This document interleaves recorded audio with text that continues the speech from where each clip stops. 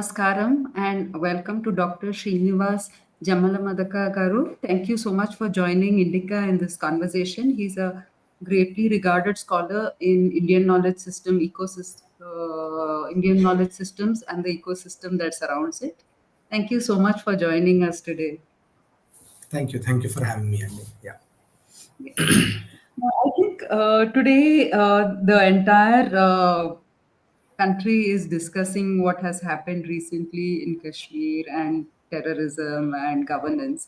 So I thought we could talk about your recent paper on the state and governance and its context in our Shastras, Srinivas Garu, if that's okay. Okay. So yeah. So this was also a very new journey for me because so I come from a definitely a traditional background where my core subjects happen to be Tarka Shastra and Vedanta, but it is the probably the divine's will that has pushed me towards Rajnithi. So therefore, from past 1.5 years or so, some or the other way, I'm being engaged with Rajnithi. So there, I find a lot of relevance of why Tarka Shastra happens to be the foundational Shastra in the tradition. So for any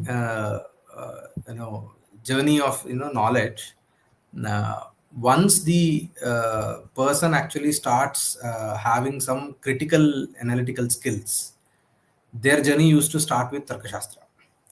So essentially, the journey of Shastric studies starts with Tarka Shastra, and then they go with either Mimamsa, and obviously we had a Rajnithi, obviously. So I did. So after studying Rajnithi, I understood the importance of Tarka. So wherein Chanakya says Anvikshaki, Trayi, Varta, Dandaniti are to be the main vidyas which have to be studied by any person who is going to be a king or a governing person. So because Tarka Shastra is not pure logic, we need to understand that it's about we have a saying in the Shastras like Shrutimatas Tarkonu Sandhiyata. So that logic which is on the guidelines of the Shruti, so of the Vedic wisdom, which happens to be dharmic in nature. So the whole structure, whether it is state or governance, the hierarchy starts with dharma, not with the king. So there is a power above the king. So there is a structure like Anvikshaki. Why Anvikshaki is in the first place? Because it gives you analytical skills which can be used in understanding the Vedic wisdom, which is called Trayi. So where to employ this Vedic wisdom, which of Trayi, is to employ it in Varta. That is, Varta is essentially commerce, which will give you prosperity. And then due to prosperity, you need a defending force and an administrative force because your nation is prosper. So therefore, Dandaniti. So in this order, Dandaniti comes at the last, which is again governed by Trayi. And another way of understanding these four vidyas would be where Varta will be the foundational principle. So Varta essentially will give you, without the outcome of Varta, there cannot be a society, a functional society. So you need Varta because without wealth, there cannot be a functioning society, cannot be a possibility, right? And due to wealth, you need again protection and a fair distribution of that wealth. So therefore, Dandaniti. Again, a person who is wielding, this both the powers of, the power of wealth and power, both, he may think that himself to be the god. So this naturally comes in. Yeah. Therefore, a governing authority above him is the Trayi, essentially the Dharma, the element of Dharma in the form of Trayi. And this Trayi knowledge is essentially Apaurusheya for us. So in order to understand the Apaurusheya knowledge, you need critical tools to understand it. So therefore, Anvikshaki is above it. So this is another way of understanding. So anywhere you see, Dharma happens to be the regulating force. So this is the fundamental difference that we can actually understand from our principles of Rajniti. Can I ask you some questions with regard to your article and the Sure. tweet that you put out? So the Niti Hmm. Sara, which you mentioned, consists of 20 sargas and 36 prakarnas and forms the basis of the recent article which you have written on the state and its governance. So you have also shared Jayamangala's commentary, which categorizes people and families based on how well they carry forward their knowledge and excellence inherited from their forefathers. Can you talk about this? How we can these categories and what is the duty of the individual? Yeah. So this actually comes when Jayamangala is essentially a commentary, or Nitisara is actually a work after Arthashastra. So it is written by the Prasishya of Chanakya. Prasishya means Sishya's Shishya. Uh, so Jayamangala Karta also, I mean, sorry, the Kamandaka, who happens to be the author of Nitisara. So he starts the work by the Mangalacharana of paying his tributes to Chanakya. So there the word Mahavamsha is used. So Mahavamsha. So essentially Chanakya is said to be born in Mahavamsha. So in the commentary of that word in the Jayamangala, so the Jayamangala Karta Shankaracharya, who happens to be, he gives a classification of Vamshas. So what is Mahavamsha? He calls this Vamsha to be Udito Udita Vamsha. So therefore he gives a classification of Vamshas. So there are four types of Vamshas. Udito Udita Vamsha, Udita Anudita Vamsha, Anuditodita Vamsha, Anudita Anudita Vamsha. So what does that mean? So here any Vamsha. So essentially Vamsha doesn't happen to be Varna. Varna is different from Vamsha. So Vamsha here means the clan. So to the family that which you belong to. So each and every family will have a legacy, will have an expertise. It could be a knowledge. I mean, it could be whether it is in Vedas, Shastras, or a skill, so that we can actually see which happens to be they will have a legacy of stating we inherit this, even handicrafts in everywhere you have this. And even certain families will be famous for something. So there can be a family of lawyers, there can be family of judges, there can be a family of doctors. So each and every family, essentially, if we see, each and every family will have a legacy saying that our forefathers were this. So you have a pride in that. So what is an Udito Udita Vamsha is from 4 to 7 generations, you belong to a certain kind of an expertise. You have a certain kind of an expertise, and the next generation is also taking it forward. That means you belong to a doctor's family, or you belong to an something like that, and you are also a doctor. You are also taking it forward. So you do have Vedadhyayis, where his great grandfathers were also Vedadhyayis. You have Nityagnihotris like that. If you continue the legacy that has been set, or that you have inherited naturally, and you are also taking it forward, and if that legacy that you can actually at least map it to the past 4 generations or to 7 generations, so that Vamsha can be called as Udito Udita Vamsha. So Chanakya was said to be belonging to an Udito Udita Vamsha. So therefore, Chanakya, he himself is not the first person to be an expert in all the Vidyas, but he inherited that from his forefathers. So there can be another thing called as Udita Anudita Vamsha. So Udita Anudita Vamsha is you have a legacy from 4 to 7 generations, but you have chosen to be doing something else apart from that legacy that you are born into. So Udita Anudita. Anudita means you're not taking it forward. You're not taking the legacy forward. So that is a Udita Anudita Vamsha. Anudita Udita Vamsha is the third one. So Anudita Udita is you don't have a legacy. but you are the first person that you are into that, you have established yourself into that profession or into that vidya and etc., and your next generation is taking it forward. So that becomes an anudita odita vamsha. And anudita vamsha is the last one where you don't have a legacy and you don't wish to also set a legacy. Your forefathers were something, you are something, your next generation will be something else. So what does this actually give us? The insight of this classification. One thing that Uditodita Vamsha is the highest form, taking the legacy forward, because that is not an easy task to maintain the same. And the good thing that there would be that the expertise is inherent to you, and the expertise you have no need to work hard for expertise, because you are born into that. The atmosphere is such that you inherit that expertise.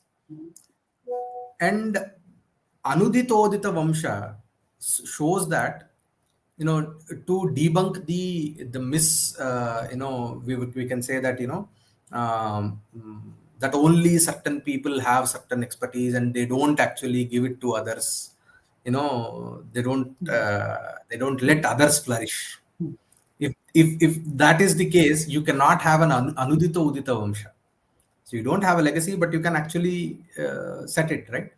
So that helps us to understand that there is nothing like there was an oppressor, or there were people who used to cut short the legacy and etc., or like that. And Udita Anudita, we are all experiencing that in many of our families. We know that our forefathers were actually great. They were great in some or the other vidya or some or the other profession, but we are not able to take it forward because of colonization or any other things. So that shows that a reality for us, that Udita Anudita is, we are not able to take it forward. Maybe that gives us a reason to introspect and see whether we can actually again continue that legacy. And Anudita is like a negative example to not be. So let us not, which happens to be the modernization, where you say that you may be something, I may be something, but it's all fine. So it will lead to no good, it's not a dharmic way that we think, because what is dharmic in nature is, as said in the Aitareya Upanishad, that this, the samsara is something that is anadi, and you have a duty to take it forward. So what is the main purpose of having kids is to actually continue the legacy. Yeah, so that is what Aitareya Upanishad also says. So therefore, continuing the legacy, continuing the samsara, giving the baton to the next generation is part of our duty, and that is dharma. So therefore, you inculcate those dharmic principles and take it forward with the next generation. So that is also part of our, this thing. So this classification has given me these kind of. There's a new even insight for me also. So yeah. I think the overemphasis on individuation and all that is a reason for the last creating. So both the authors of the Niti Sara and the Arthashastra were learned Brahmanas, and their intended audience was those who were involved in the politics of that time. They were usually the kings who were keen on conquest, military commanders, etc. So how relevant are they in contemporary times, and can we extrapolate this to our generational responsibility? Definitely, because very interestingly, Pandit Rajeshwar Shastri Dravidji, while commenting upon Arthashastra, he asked the same question. If Arthashastra, Arthashastra is written for the kings and it has nothing to do with the commoners, then why it is so popular? So it was so popular among, in the civilization. So he gives a very beautiful answer, stating from a Mimamsa Nyaya called Atidesha Nyaya. So Atidesha Nyaya is like you have a yaga. So there are some components in that yaga, few components that can be actually taken from that and applied into another yaga. So that is called as Atidesha Nyaya. So wherever there is a relevance, it is not needed to state again.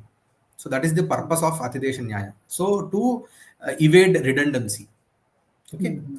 So therefore, it is not essential that whatever is said in Arthashastra, as it is aimed towards the king or the administrators, it doesn't have any application to individuals or commoners.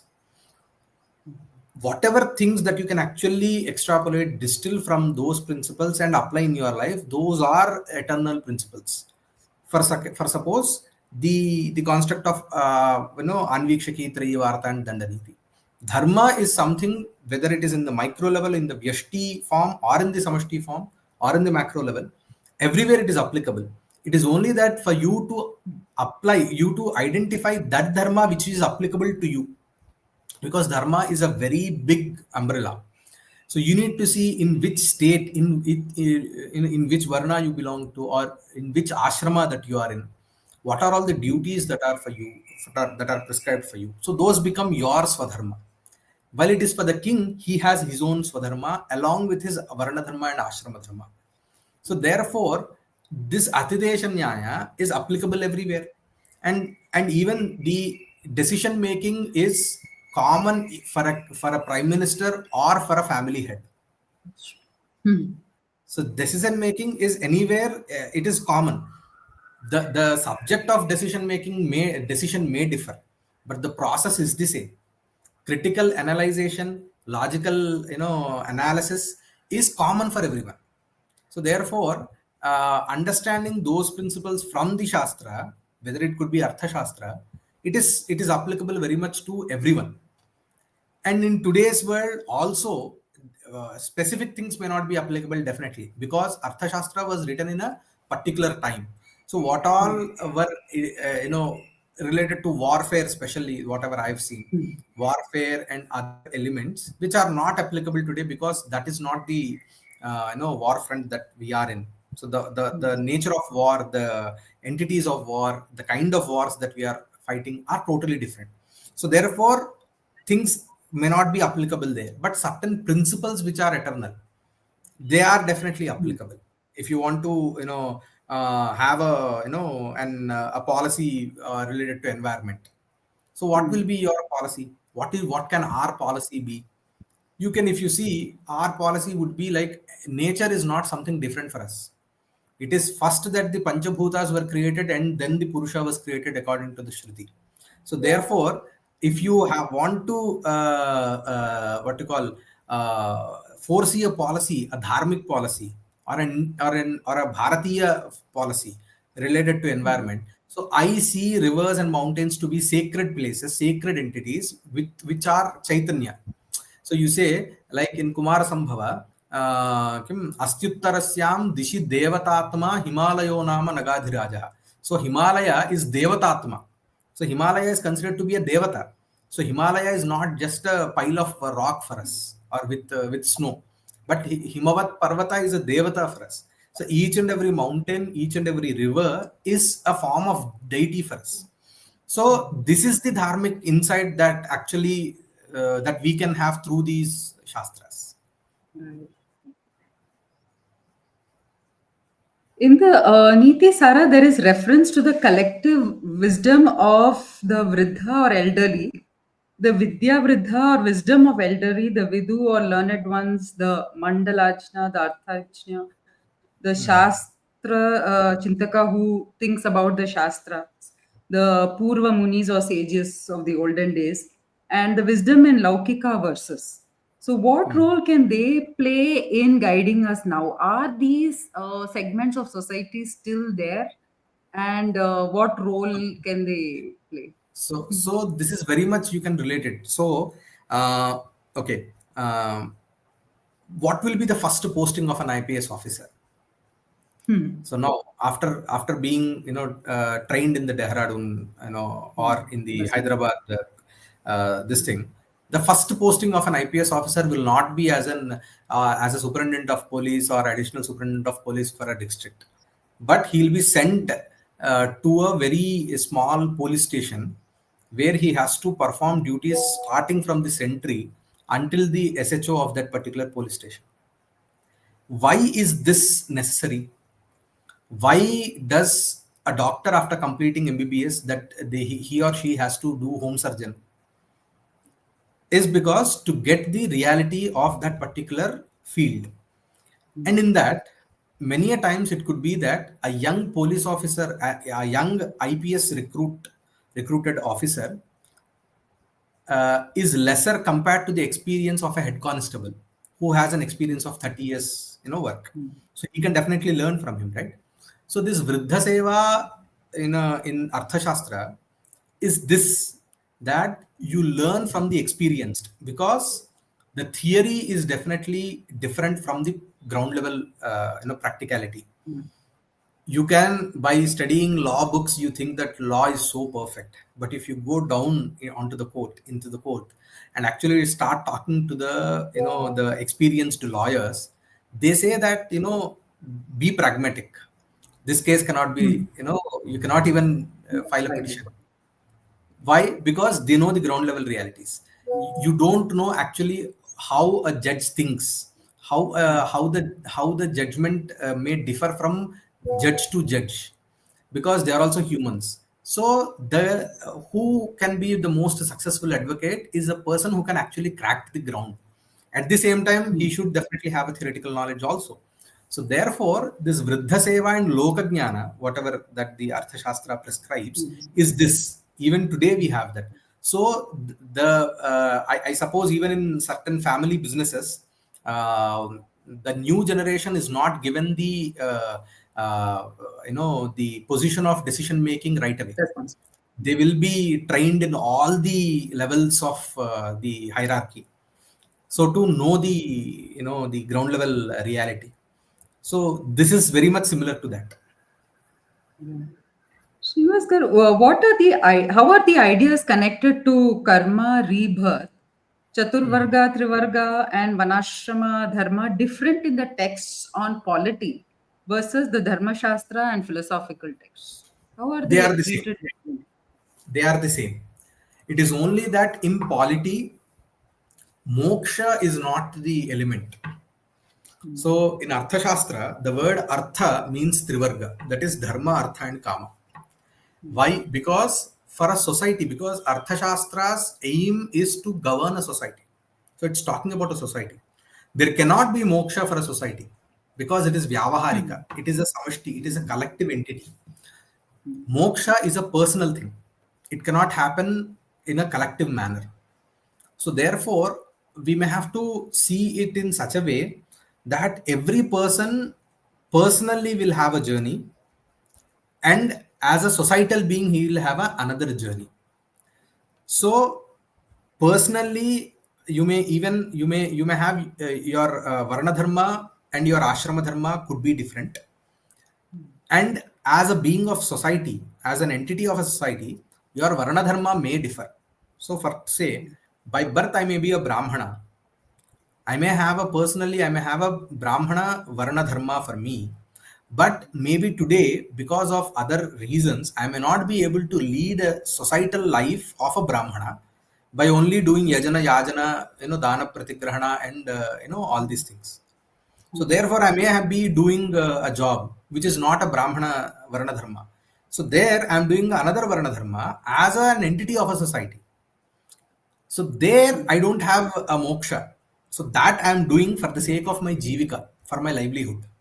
But in my personal journey, I have a different varna dharma. I will have my focus can be towards the dharmic artha kama to attain moksha.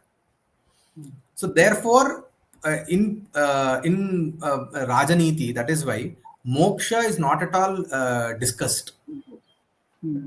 Personally, the king may, that is why if you see, even in Raghuvamsha, you find that the Shaishavebhyasta Vidyanam Yauvane Vishayeshanam Vardhake Munivrittinam Yogenante Tanutyajam.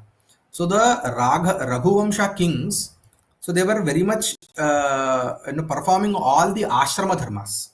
So that means Saishave Abhyasta Vidyanam. In the Brahmacharya stage, they were all doing the Adhyayana, Vedadhyayana, or whatever Adhyayana that they have to do. Yauvane Vishayeshanam. at the prime time, they were into administration. They were kings. Vardhake Munivrittina. Once they retired, they left kingdom. They are no more kings. They are no more leaders. They were sages. They were going to Vanaprastha doing their anusthana and yogena ante tanutyaja. At the end, they used to, through sannyasa and through yoga marga, they used to leave their bodies. So what does that show is this part of being a king is just one part of their life, 1/4 of their life. Mm. So they had other things also to do. So that Mm. showcases that at the time that they are in power, this applicable, everything that will be said in Arthashastra will be applicable to them. Yeah. Once they are out of that, their only personal journey remains where moksha is there. But in this Mm. journey, as a king, they don't do things for moksha. They only do things for dharma, artha, and kama, for the well-being of the society. Mm. So this is the difference. Right. There are some, okay, the four Vidyas described in Nitisara as important for the preservation of the world are Anvishika or philosophy, Trai, the three Vedas, Varta or economics, and Dandaniti or the science of politics. It also emphasizes the preeminence of Dandaniti as latter, without the latter, everything else is useless. What are your thoughts on how philosophy, ethics, and metaphysics can shape politics? Definitely, because so the so how do we actually take decision? So what is on which element that we base our decisions is our worldview. So whatever the entities that are there in our worldview, they determine, and the value system that we have built, they determine our decision making, right? So if you are not actually a person who believes in punarjanma, who believes in dharma, punya, the way you perceive the world will totally be different. Okay.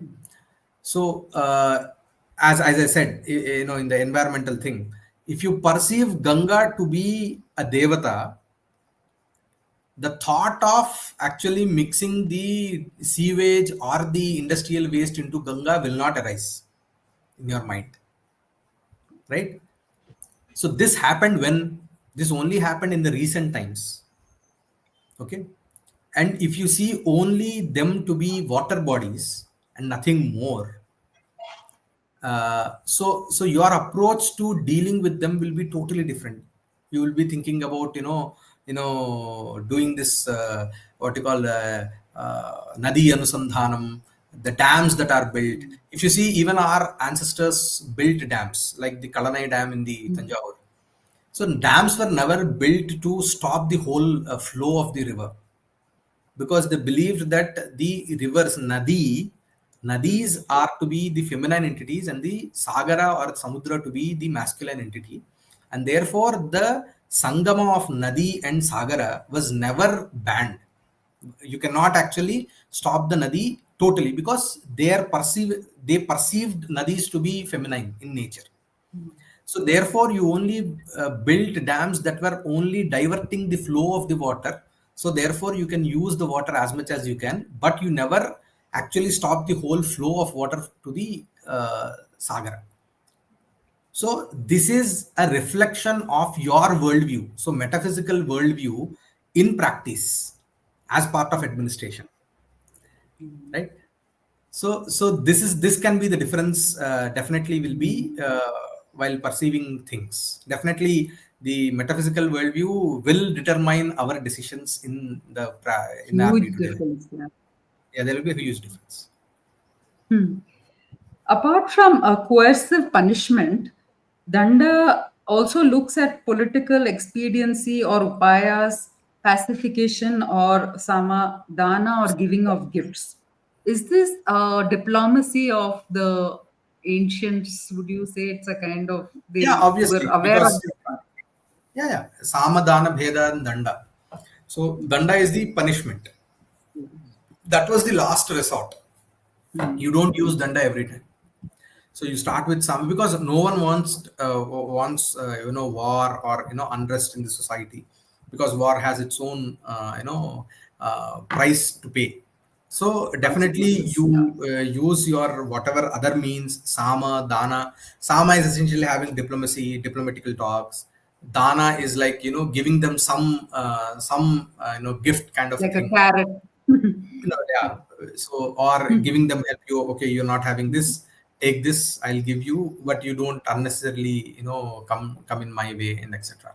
And Bheda will be essentially, this is a very pure, geopolitical thing that happens, if two people are fighting, you go in between and then do something. So therefore, he will not come towards you, something like that. Yeah. This is Brokerage. Bheda. And obviously, Danda will be the last resort. If none of these three will be possible, then you opt the last resort.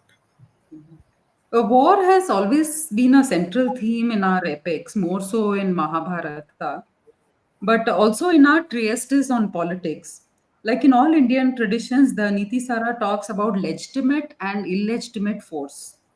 So the word danda means both force as well as justice. So it is implied that temperance and calculation is required. And could you talk about how the texts talk about avoiding war? So, so there,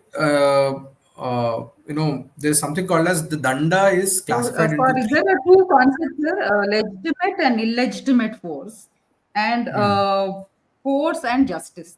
So, Yeah. how do the So texts talk Danda about this in the essentially, yeah. context of? So what does justice mean is, so a person was a victim of some crime, there is a perpetrator for that crime, so therefore you punish him. So that is punishing, that is one way of doing it. The other way could be, war is kind of a collective thing, it's not for a addressed to one person. So it is for a whole entity, as a neighboring country or a samantarajya in those days, and etc. So using force for a collective entity or for an individual will differ, obviously. And what is whether it is dharma, adharma, so these things, obviously the Mahabharata itself, is the, it gives us a lot of, where Shri Krishna tries a lot many people try that, that war may not happen, but they try their level best, knowing that it will not yield. And definitely there are adharmic people. So even in Kirata Arjuniyam, we find to know that, because Duryodhana Chadmajita. So how did Duryodhana actually gain the Rajya is by playing, Juda, right? Juda Krida. So that is an adharmic way of achieving something. So therefore, he also knew that it is adharmic, and that person was also inherently adharmic, but he was very much what you call playing a role of a dharmic leader while he was actually administering the Rajya, while the Pandavas were in the in the forest. So he was also playing to be a good king. Why? Because he is not inherently a good person. Good in the sense the virtues that which we take as the king should have. So therefore, he is just playing that role of a good king. But at the end, he also knows that he is not doing it, in a proper manner. And even the nature in which he has actually gained control over the Rajya is also adharmic. So therefore, the mula is adharma. So therefore, whatever the war that was why it was also called as Dharma Yuddha. So Dharma Yuddha means, one meaning would be, a war for Dharma, and Dharma Yuddha has a different set of rules, that you only do war from sunrise to sunset. Beyond sunset, you don't do war. So you don't kill people from their back and etc. So you don't use these all unnecessary tactics and etc. So that will also give a definition to what dharma yuddha is. And essentially that yuddha was essentially to establish dharma, because the rajya that was, or the nation that was actually grappled by Duryodhana, the uh, the cause for it was adharma. So yeah, so like this, I think we have to.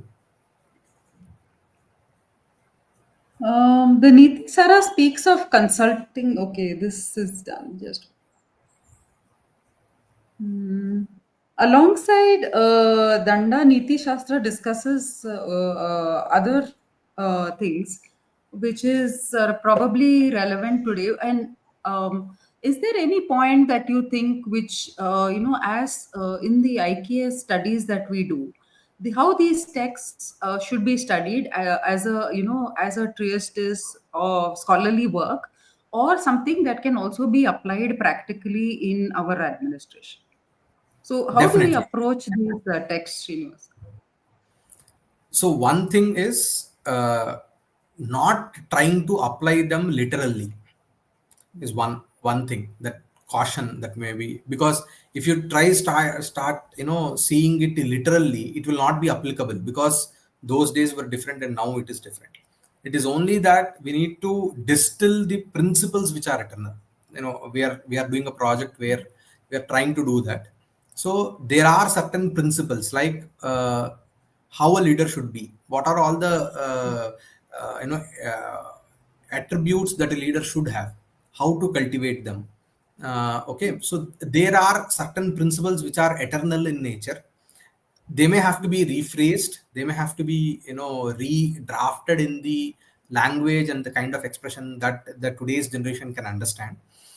So that is definitely possible. So one caution would be to not try to apply them literally. So that is one thing. And definitely regarding whether it could be leadership, if you want to think about leadership, there is a lot of content that goes not only in Niti Shastra. This has very much relation with Ayurveda, Yoga, Natya Shastra, Sahitya, where the Nayaka Gunas and everything, they all actually have an interconnection, and how to actually cultivate them, and how to identify a leader. So who can be a successful leader? So there are very good indicators that we may find here. Getting them together and paraphrasing them in such a way that it is comprehensible for the people. So that is one thing that we can definitely do. And the other thing is, as I said, mm, um, so there is this Saptanga theory that which I have actually given an introduction in my article. And how does each and why the order of Saptanga is such in nature, and how does the dependency hierarchy is there, and how it is influential hierarchy. So the Swami or the king has influence in all the other six entities also, and each and every entity has an influence on the other entity. And from down, from the Suhrit to Swami, there is a dependency hierarchy also. Though, so the allies are dependent on the kind of army that you are having. The army is dependent on the kind of borders that you are having. The borders are dependent on the kind of treasury that you're having, because Yes. treasury essentially you have to pay your to wage a war, you need to have good economy, right? So everything is dependent on the other. At the end, the decision maker is the highest authority. So everything is dependent. If even though every all the other six are good, but the king is frightened, so he cannot take a decision. So therefore, everything has a dependency to it. So these things are very much, these principles. If you take them as a principle, it is ever relatable. It is eternal in nature. Whether you see it as a you may say that now we don't have kings, you don't have that monarchical system, it's a democracy. But still you have a person in the place of king who takes the decision, right? So who takes the decision, say that we have to do it. So you can attribute those things to that person who is the last person, who is the last decision, this is of authority. So therefore there are many things that even today that we can actually take from the Niti Shastra. And part of my research is that to bring such a work where we see that the relevancy is definitely there even today. And it also seems to emphasize the multidisciplinary aspect of IKS, where it is talking about the, especially in the by introducing the medical system, and it says what ails the human body also can ail the political system, and the king is also described as a surgeon who can, cut off part of the polity which is actually sickening the making the whole system sick. So in medical terms, they said you can actually literally apply whatever is learned to the practical aspects. So Yeah. is this interdisciplinary aspect of IKS, is it something that is not there now, and how can we reconnect back to where jurisprudence and medical system and ecosystem, everything seems to be connected? How do we Yeah. bring back these links, Srinivas? Yeah. So definitely it is all interrelated. So I can definitely say that, because if you talk about yoga, they say that, for a king, you don't have Ashtanga yoga, you have Shadanga yoga. Okay. And Mhm. how to Why is identify, that? Why is that? because Ashtanga yoga is essentially for the sannyasis. So to attain samadhi. So Ashtanga yoga's Mhm. aim is attaining samadhi. But here, the king is not aimed to get attain samadhi. So if Mhm. king attains samadhi, there will be no one to take the decision. Yeah. So king should not attain samadhi while he is a king.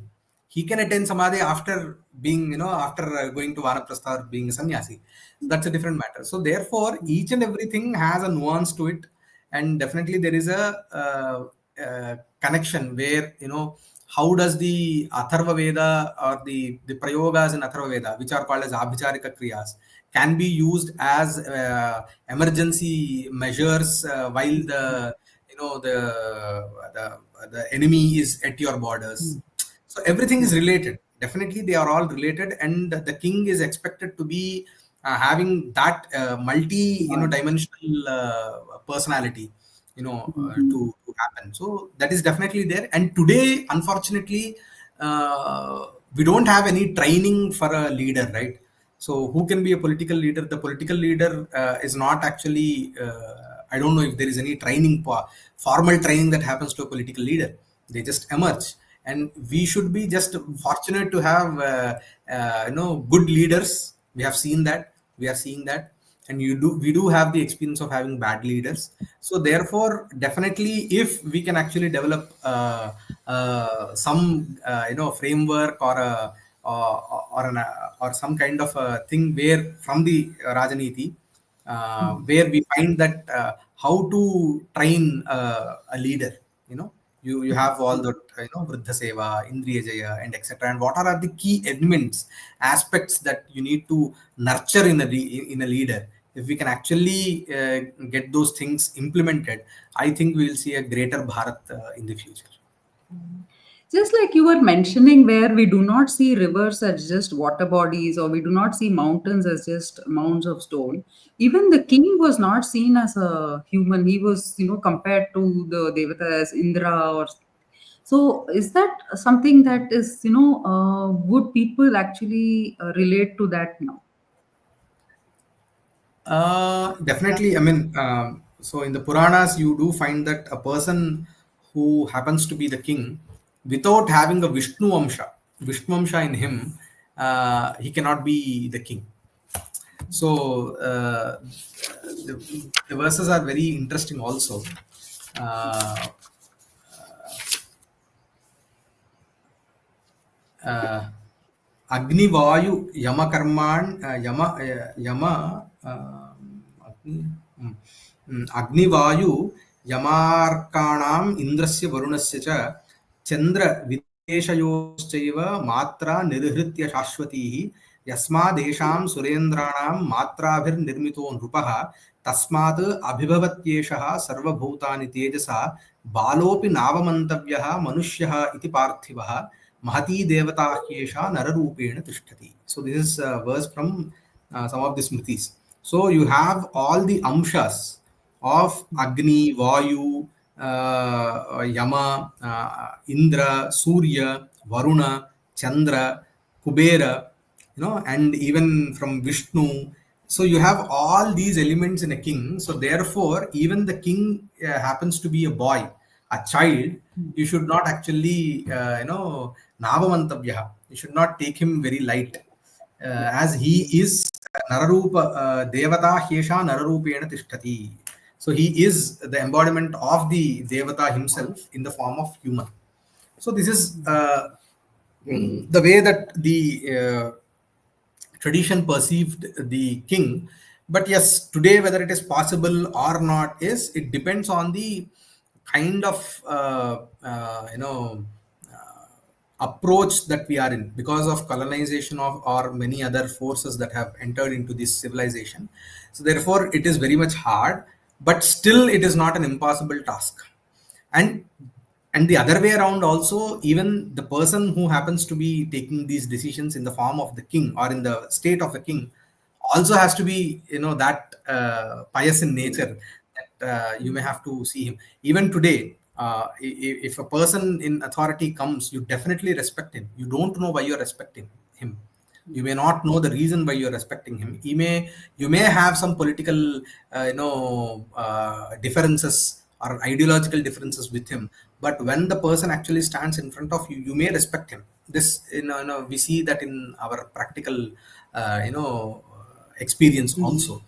Therefore definitely the person wielding power, who has the power to take decision regarding a very large number of people, definitely there will be some kind of a power within him, right? Whether if you sacralize that power, he happens to be the devata.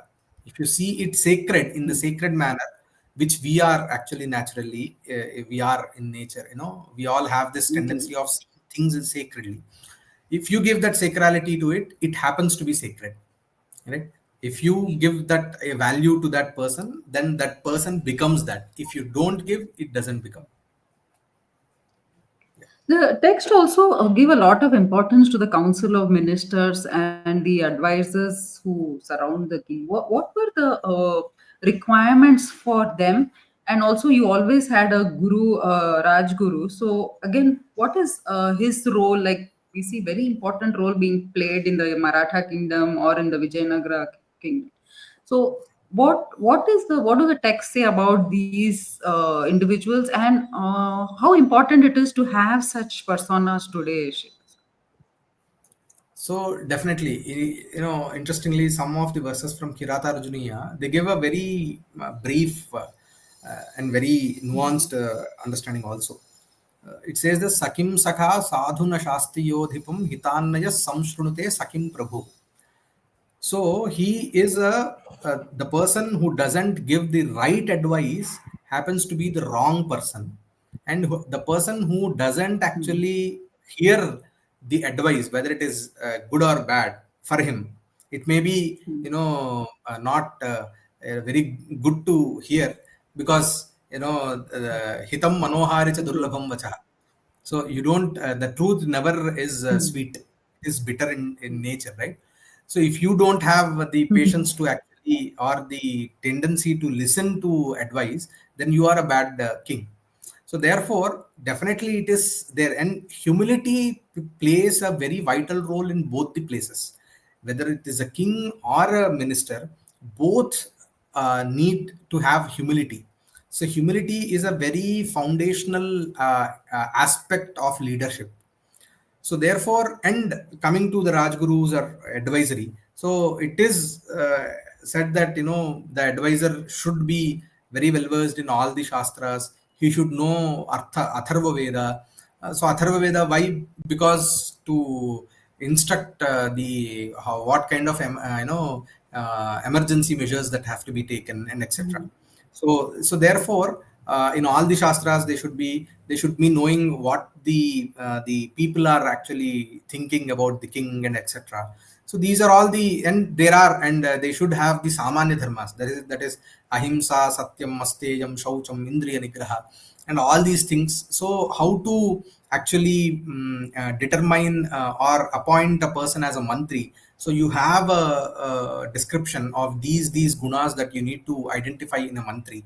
It is not that he happens to be a very good friend of you, you cannot appoint him as a mantri. And even as far as this much goes, that in Arthashastra, Kautilya says that you have to first consider your son to be the king, your next king. But it is not essential that your son only has to be the king. If your son seems to be unfit for the king, I mean, if he doesn't possess the the the gunas that a king should have, then you have to find another person who is fit for the position, and you have to give him the kingship. So therefore, until then, the Shastras go that guna is the main part. I mean, you have to see the competency and the kind of gunas that a leader should have. Yeah. Thank you so much, Srinivas Garu, for shedding light on something which is so relevant today and useful for us to understand how kingdoms were ruled in the past and what rules and what texts are there to guide us. So, can you just tell us or our viewers what what text they can read up to get more information about what you have spoken? Um, there is like Arthashastra has 2 or 3 versions of English translations by Ramashastri ji and Ellen Rangarajan ji.